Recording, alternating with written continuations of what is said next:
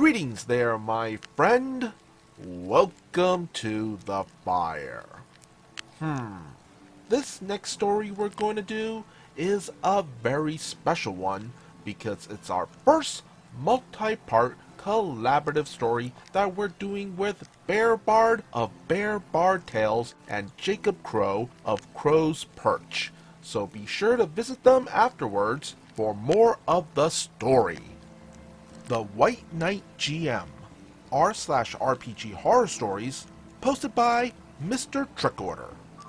I usually call this guy the backstabbing GM. I have more stories of him. This isn't the worst one. Persons of Interest. BSGM, the backstabbing GM. Fred, newbie player, Wilma's boyfriend. Wilma, newbie player, Fred's girlfriend, and BSGM's love interest. Me, longtime player with BSGM. The BSGM insisted bringing two newbie players to the table, Fred and Wilma. I knew these guys privately. They're fun to hang around with, so why not? So, we plan to meet up for session 0.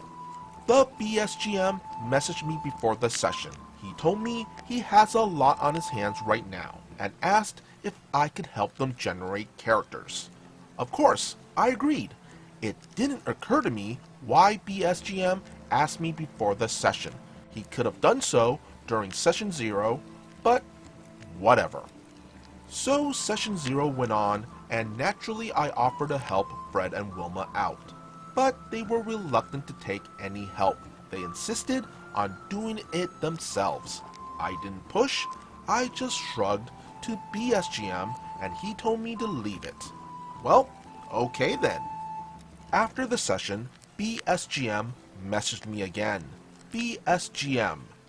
Fred and Wilma agreed to upload their sheets a week before the campaign start. Could you at least read over those and mark any red flags you spot? Me. Sure, but you'll need to be the final judge of things. Plus, they seemed defensive about their characters. You'll need to talk to them if anything comes up. BSGM. Of course, I agree. Fred's character was surprisingly well done. I made minor notes and sent it to the BSGM. Wilma's character, however, was a complete mess. Only half of it was actually legal. There was a lot of flavor text that did not match the sheet at all. And worst of all, she dumped her main stat. Imagine cleric with 8 wisdom. Yeah. I recommended a complete redo. No way this was going to be salvaged somehow. The flavor was good, but she clearly had no idea about the game parts of an RPG. I wouldn't blame her, but she needed help. 1 week went on. No further communication by anyone, except scheduling stuff. Then, session 1 happened. First order of business. Getting angry with me. BSGM. Angry tone. I will not allow such behavior at my table. Me, visibly confused. What behavior? BSGM. You're not the GM. You have no business criticizing other players' characters. Know your place. Me, still confused. You sent the sheet to me. BSGM. Merely to show you how well these characters are done. Me. This whole affair was your idea. BSGM. I never suggested such a thing, but I'll forgive your trespassing, and we shall never speak of this again. Me. ... BSGM. Wilma is a great player, and I love the work she put into it. I look forward to see the character in play, as it is contrary to the power gaming ideas you seem to push onto her. Me. Huh? I should have left right there, but I considered BSGM a friend, and quite frankly, I was overwhelmed and could not properly process this. The session continued, and Wilma was visibly miserable. She had good ideas, but her character simply couldn't keep up. Fred was no help either. He constantly reminded her why certain things about her character weren't legal, and why she actually wasn't able to use some of her abilities at all. It was a mess. Of course, BSGM offered to help her out and improve the character to make it meet her expectations. Bleh! TLDR, GM had a crush on a player and went through great lengths to present himself as her GM in shining armor. Wow. Just wow!